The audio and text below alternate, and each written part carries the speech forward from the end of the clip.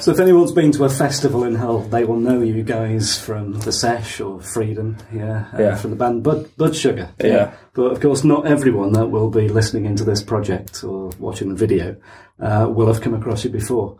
So what I normally like to do is to ask you to introduce yourselves. But actually, on this occasion, I'm going to ask you to introduce each other, as your brothers. So, tell us your names and then introduce each other. Right, well, I'm Lance. I'm Bax. This is my younger brother. Great guy, by the way. Don't know what can I say about Lance. Good looking, obviously. We're brothers, so there's a lot of contrast.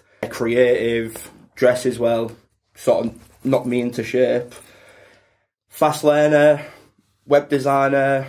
Have I missed anything? No, vegan. Vegan, yeah. Because of me though, but yeah. I've had influence. It took 10 years, but... Go on then, Lance. Give your brother the same And this is treatment. Bax. Creative, vegan.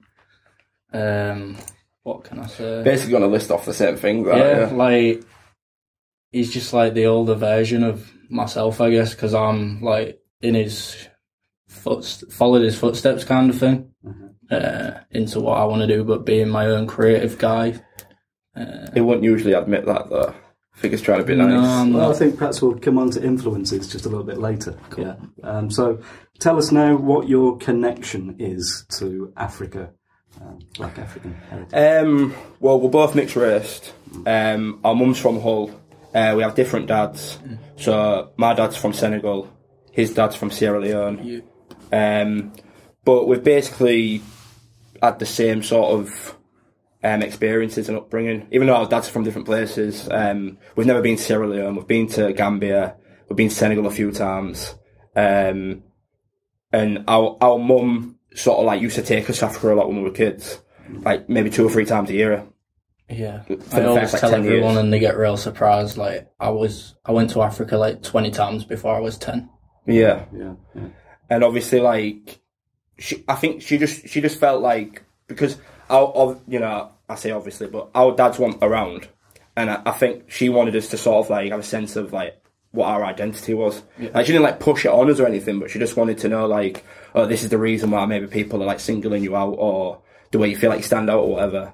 So she used to take us. We used to just like basically go into the bush in Gambia, which like at the time it made sense, but looking back, it was quite sort of outlandish. Like it was quite a big thing to do what she was doing. Yeah, very. Because she was just taking us to like sort of relatives or people she'd met over the years and stuff, and we just like live with them in their compound and just mingle with all the African kids and basically just become like African for like 2 weeks, 4 weeks, however long we was there for. Yeah. And I think that's just had a really good like sort of effect on us later down the line, because it sort of made us, I think quite well rounded and sort of like got our heads screwed on, because we've seen not like poverty, because it wasn't like poverty, but just people living with less but still being happy. Yeah. Even though that's like, Yeah. Tell me a little bit more then about family background. So you say dads weren't around.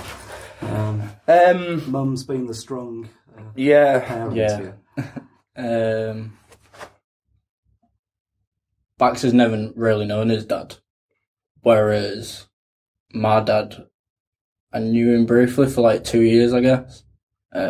Between like 9 and 10. Mm. And then like he left when I was like 11. Mm. So they're the only 2 like years that I really have memories of him. Right. But yeah. And that was meeting him back in Africa, was it? No, he used to work on the ferry. So he was like a supervisor on the ferry. Mm. So like whenever he'd have like his days off, that's when I'd go and meet him. Would like meet near like the HMP prison. Mm. He'd give me some money, say how you doing, this and that, and then he'd go back to his job. Yeah, obviously I'm the oldest one, so like my mum had already developed this thing of like taking me to Africa, because my dad is from Senegal, I think she said like it was difficult to get flights to Senegal, so we used to go to Gambia, and then he would sort of like drive down from Senegal to Gambia. I mean, unfortunately, quite a lot of the times he didn't make it. But then, sort of after a while, my mum was just like, "Oh well, we're just gonna go anyway because like I want you to know your culture. We really liked the people. They were like a second family in a way. And yeah, she just would take us, and then and she obviously she's white, but she, just existed in this like African world. Even in Hull, all her friends was like Africans from different countries, and she knew how to cook all the different like food from all the different countries and stuff. And she was keen to like make sure we were eating it, and we understood what it was, where it came from. That we were like grateful for it and stuff like that. But yeah.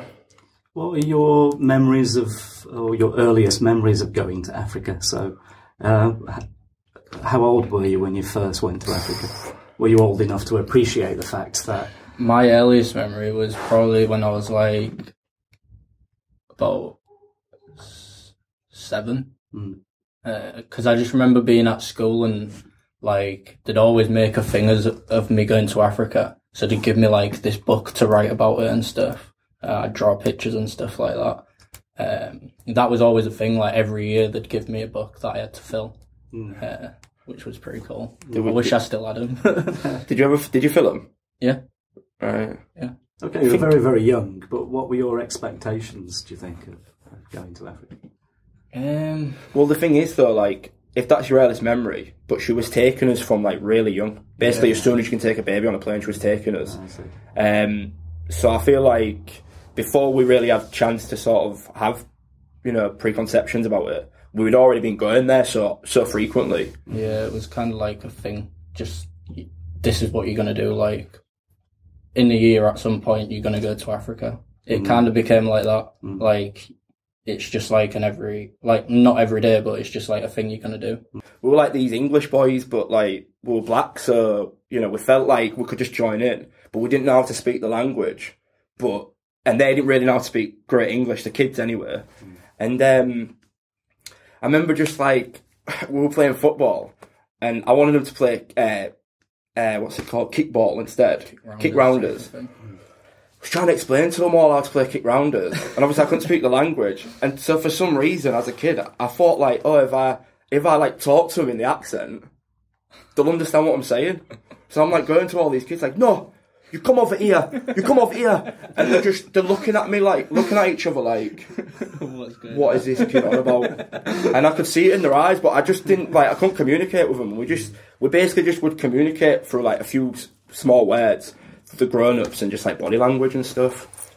Build sandcastles. We used to go and just like pick sweet potatoes out the ground and just like eat them raw. Mangoes off the trees. They used to give us palm wine. Spiky things that I'd be on all over the floor because they all had the shoes off everywhere they went. So naturally we had to, emulate them. Shoes off. They're all walking around, not caring. We're like, trying to act like, no, it's cool. We're all good. Yeah, it was cool. It was really cool to be there, to be honest. Yeah.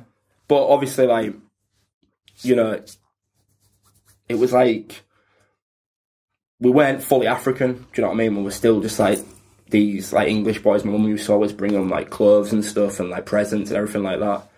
So like, we knew like we was different still there, but we still blended in really nicely and we really enjoyed it. Yeah. But we haven't been back for quite a long time now. I was going to ask how often do you go back now, but we've not sometime. Probably not been in like 8 or 9 years maybe. I haven't been, since I was in primary school. Yeah, basically my mum got into like a huge row with the people we used to stay with, and they fell out, and then like the people that lived next door to them in their own compound, she just went and made friends with them instead. We started coming back and just staying with them, so it was like totally awkward. Like the other compound, we'd see them and stuff, and it was like, oh, you've lost out now, we're giving all the presents to them or whatever, and then. I don't know, just things got weird and I think she just decided to knock it on the head and stuff. Plus, she'd never really gone on holiday like anywhere else other than Africa. We'd always just gone to Africa. That's the only place. And then she just suddenly realised, like, oh, I can go to Spain, I can go to Benidorm, I can go here, I can go there. Yeah. So then that became the new thing. Yeah. So when did the visits drop off then? Were you sort of teenagers or what? I must have been like 15, maybe younger. Yeah. I would have been like 10. Yeah. Maybe even younger. Like, yeah, I don't know. Yeah, I mean, we've got like so many scrapbooks, just like full of the funniest pictures you've ever seen in your life. But so yeah. how much of an influence has all of these African trips been on you? Not just that you are of black African heritage yourself, but actually you've had a lot of experience of Africa. How much of an impact has that had? It's hard to say because, like, I mean, obviously, it was, it was. I don't want to say it was difficult growing up, but it was just like tricky. Knowing where to put yourself, where to place yourself, especially being mixed race, and especially being mixed raced with a white mum and no other, like there were other Africans that came around, but in our family, like we would in Hull, like it's not like it. Well, at the time, it wasn't like as cultured as it is now. Yeah. As like compared to like places like London and stuff that I've had, like, or even like Leeds or anywhere, Manchester, whatever. Yeah. But so which part of Hull is home? Where were you growing up in? Preston Road. Preston Road. Yeah. So like obviously we were well known on Preston Road because we stood out. But just everything we saw, and just I think like it made us like to sort of like be originals, if I can use that word. Just because, like what I was saying earlier, like when we went to Africa, we were just like English boys. Like, all right, yeah, our skin's dark, but like they didn't see us as Africans. And obviously, when we were in Hull, we were seen as like black boys. So we weren't really accepted. It's not like we were pushed away, but we weren't really like, we didn't feel like we fit in anywhere that we went. And obviously, like growing up, we just sort of like became more and more content with that until the point that we embraced it. I mean, when I was a kid, I didn't want to. I just didn't want to do like stereotypical black things because I didn't want people to like push me into a corner and say, "Oh yeah, he's doing what we expect him to do." But as I've got older, I've realised like really that was just a problem in my own head. Making too much of a big deal out of it. So do you think it's more difficult to be mixed race than it is to be black or white? No, I think it's easier in a way. Yeah, because I think we're like sort of like the acceptable black, if you know what I mean. Because like we were talking about our friend Kofi, and obviously he's the face of Hull, but there was the lead up to it, and there was a lot of people. I thought this was Hull and blah blah blah. Yeah. But I've never really had that in Hull. I mean, I've had racism. People have said things to me, whatever. But I've never really felt pushed out like to that degree where people are like going out of the way to like attack you. But they won't admit to what they're attacking you for. So I feel like, because I've seen like loads of documentaries that say like, mixed race people in Jamaica and stuff, they get treated better by the Jamaicans and even in certain parts of Africa, just because it goes back to like, times of slavery and like obviously slave masters who had children with their slaves, then that child would sort of be in this middle ground of like better than the slaves but not better than the white people and stuff like that. I'm pretty sure there's like Bob Marley was mixed race, and I'm pretty sure when he was in Jamaica, he'd get a lot of stick for being mixed race from like black people, because he wasn't seen as like fully black or whatever. Let's talk a bit more deeply then about cultural influences. Any sort of icons of any particular cultural and artistic fields that you've followed or has had an impact on you over the years? Was always massive on Michael Jackson when we was kids. Yeah, that's the one. And like our mum used to like make us like not make us, but she used to like get us to get up and dance and like I'd just do it on my own accord. Yeah, she used to make him do it at parties and stuff, and like he'd just sort of like nervously be doing like moonwalk, and you could tell he didn't want to do it, but he just did it anyway. And I was like massive on Eddie Grant as well. Just all the obvious ones, like, she would always talk about, like, Nelson Mandela, and we didn't understand at the time, but she'd be like, oh, he's been in prison for, like, 20-odd years, and, they won't let him out, but he's, like, he's a legend now and all this stuff. So we knew like about black icons, and I think Michael Jackson though was like our main icon really. Yeah. What do you think about Michael Jackson's tendency to have moved from being sort of black to? I'm not gonna lie. It's weird. Yeah. It's weird. It's conspiracy theory weird. Do you know what I mean? Because it's like how. I mean, I get it. They say that he had vitiligo. Was it some kind of disease like that? Yeah. But it just seems weird to me. Like you can just correct that and like bleach your skin or whatever.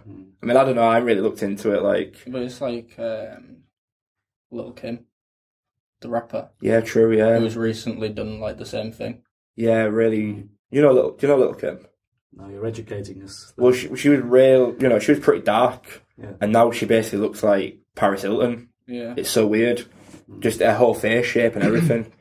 I mean, maybe there's some deeper level. I mean, obviously, like Michael Jackson, like.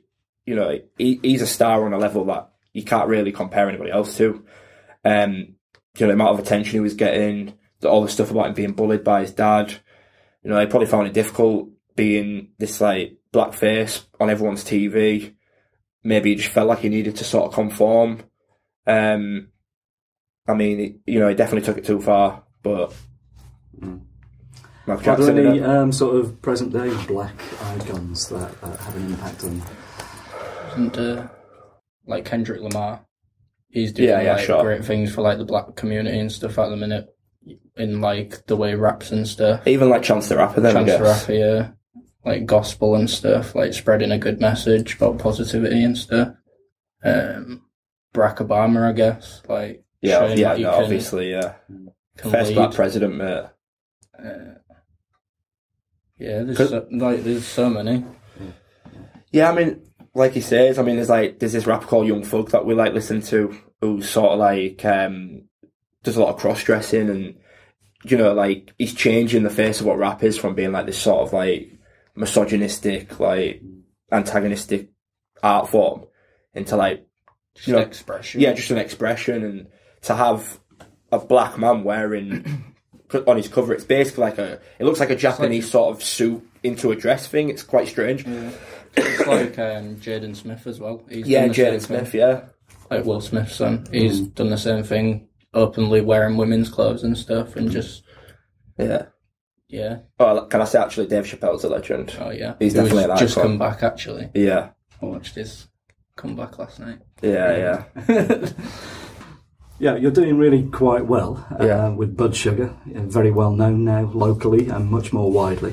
Yeah. But what were your mum's expectations or ambitions for you when you were much, much younger? I think like she's just always pushed us to do what we want to do. Like she's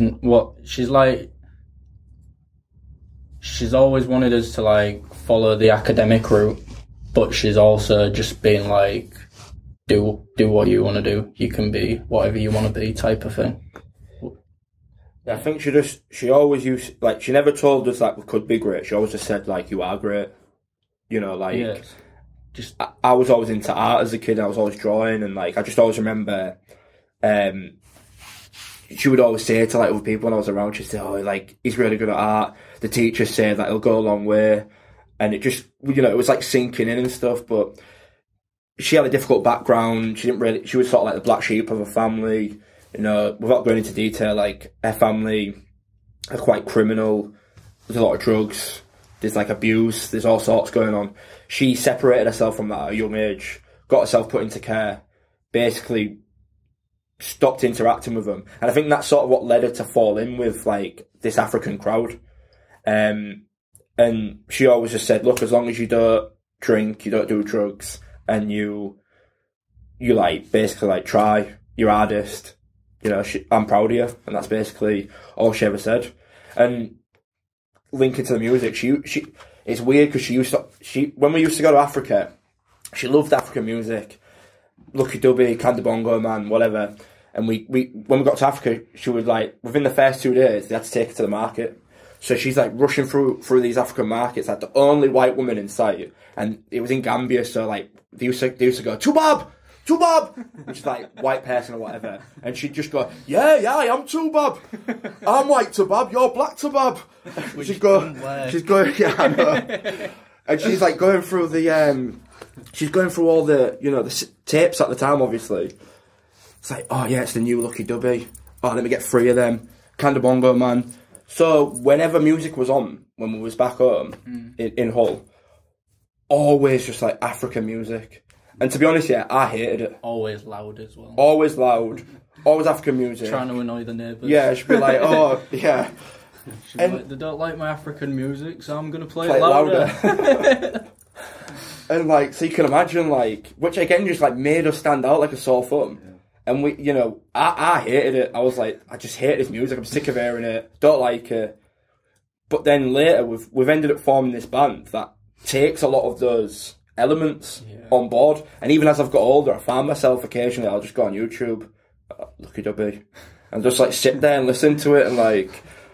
You say the band is taking those elements on board, but you've not taken your mum on board, from what I've seen. You know, is there not space for your mum? What, in the band? Yeah. No, God, we did this gig at Polar Bear, and she came, and she likes to drink, right? And she just, God knows how, she ended up drinking a full bottle of wine to herself, and we were like doing our gig, and we were on stage, and I just felt this thing on my back. Turn around, my mum's there on stage, 50 years old, you know what I mean, this big gaudy dress, and she's like, and I'm like, oh my God, what's she doing? Oh, brilliant. And like, she just starts going, ah! I got off stage, like, I remember Bendy from BBC was like, I went, oh God, did you see my mum? He was like, yeah, embarrassing, but never mind that, great show. So I've still got footage, but no, I can't. Because she would never do that if she wasn't drunk. When we told her the next day, she was like, oh no. No, she goes, oh, didn't I get on stage and give like a big speech? I was age is no barrier. Yeah. You said 50 years old, as if that was a barrier. No, but I'm trying to use polite terms to describe my beloved mum. Yeah. Of the future, yeah, where are you taking the band? What do you hope to be achieving in your futures? Obviously, like, it's you know, the thing is, like, when, I don't know if you'll agree yet, but when you start a band, or I guess if you start anything, your aspiration is like the top. You know, we love Michael Jackson, so it's like, oh, we'll be in Michael Jackson's position. Yeah, I legitimately thought I could be Michael Jackson at one point. Like, that could be like a job. What, an impersonator, or actually just no, take like over? I could just like be James Bond. Yeah, like. Yeah, but I think like having actually gone through all the processes and like legitimately like put, you know, it's not an understatement to say that we put everything that we have into it. I mean, it's basically engulfed our entire lives. Without us, it's crept up on us. We started out for fun. Now, you know, so many people got into it. People buy CDs, and obviously, like you wanna. I don't know. You want to live up to their expectations, but you also, you know, each year you look back and you think, look how far we've come. Look at how much everything's like advanced, etc. So it's just gratifying to see that success. You know, like to see that evolvement in ourselves as a group, as individuals. To see people just encouraged us from day one. To do a performance in front of 1,000 people, and like nearly all of them are singing the lyrics sort of songs. And like, to me, that I just love that. You know, it'd be awesome to be like one of the top dogs. I mean, obviously there's all these like bathroom or drug addicts, and you know, they abandon the families and the kids or whatever. But so there's a price. But really, in this day and age with like Facebook, YouTube, there's so many like communities that exist. You can easily, and we already have, and it's just a case of building on it, innit? Like, we've already created our own community of people who like our music, they relate to us as people. So really, it's just to build that and to just try and, you know, be bigger and better and greater. But show everyone else that they can be bigger and better and greater as well. I think that's the thing that, like, the main reason why I still do music is because that's what I want to do. Like, I just want to show everyone, like, you can do all these things as well. Am I right in saying, though, it's not just the fact that you're doing it. There's actually quite strong messages in your songs. Yeah, I mean, again, and I might go back to like our experiences growing up and stuff, but just, you know, because obviously the messages are quite cynical sometimes as well, and it's just real.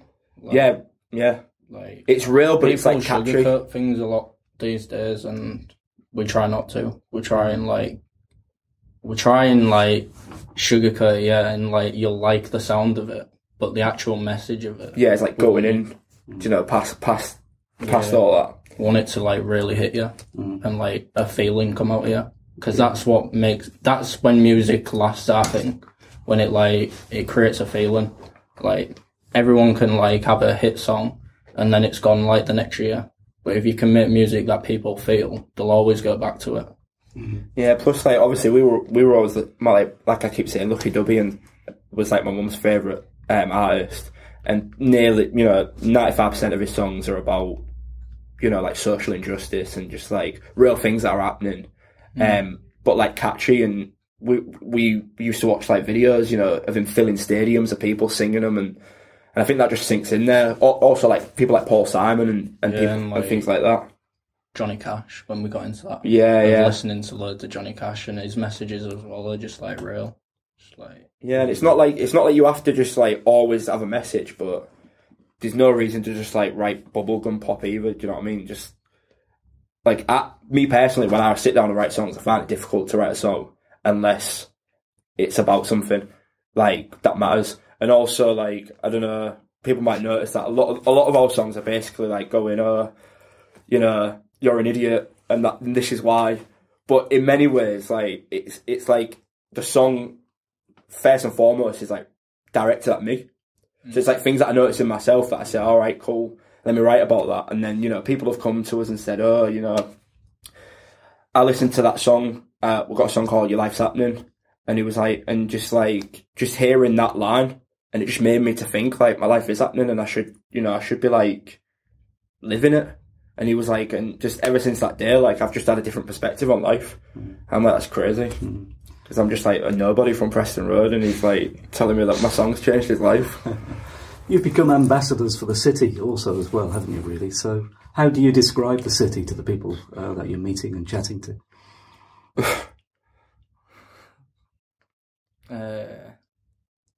We're not always that positive about it, to be honest.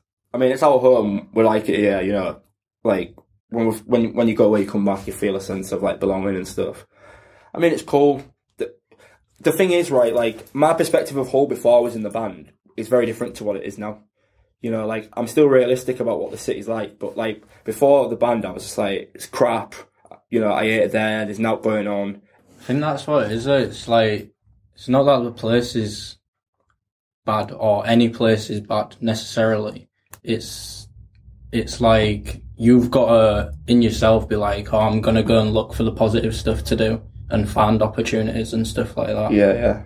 Because you can say any city's crap really if you just sit there and do nothing and like just watch it go on. Like everything's boring. But if you actually go out there and put yourself into these opportunities and stuff, that's when cities become great. Yeah, the people themselves have found that new confidence. Yeah, that's really nicely put. And obviously we weren't in that world before because we were sort of the ones that sitting just going around along with it. I mean, we did stuff, but we didn't have that drive. But now we just meet so many people, and obviously the city's getting this newfound sort of like ambition. You know, that they can be like bigger than what they are, and there's so many brilliant musicians, artists, just everything really. I don't want to limit it to creative people, but there's so many cool people that we've met. So really, what I would say is, Hull's great. You should come to Hull. Guys, it's been great chatting. Thanks for coming in. Thank you.